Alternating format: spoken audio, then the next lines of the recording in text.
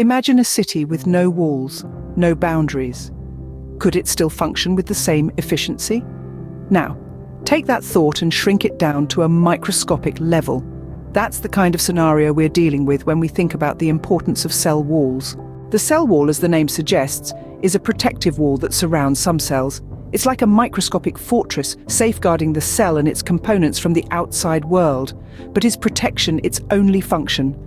Quite contrary, the cell wall is a jack of all trades and master of many. Firstly, it provides structural support. Just like the beams of a building, the cell wall helps maintain the shape of the cell. This is particularly important for plant cells, which rely on their rigid cell walls to keep them upright. Without the cell wall, these cells would be like a city without its infrastructure, collapsing under their own weight. Secondly, the cell wall acts as a gatekeeper, controlling what goes in and out of the cell. It's not just about keeping harmful substances out, but also about letting the good guys in.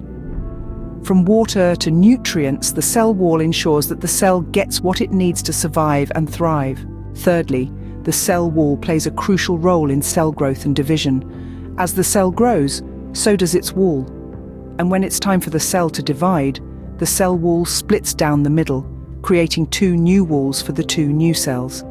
It's like the wall of a city expanding to accommodate its growing population. Lastly, the cell wall also helps in cell communication. It's like a network of telephone lines, transmitting signals from one cell to another. This communication is vital for coordinating cell activities and responses. In conclusion, the cell wall is not just a wall, it's a multitasker. It provides structural support, controls the movement of substances, aids in cell growth and division, and facilitates cell communication. It's the unsung hero of the cellular world, working tirelessly behind the scenes to keep the cell functioning smoothly. When you think about the city without walls, it seems unimaginable, right? That's how important the cell wall is to a cell. It's not just a barrier, it's a lifeline.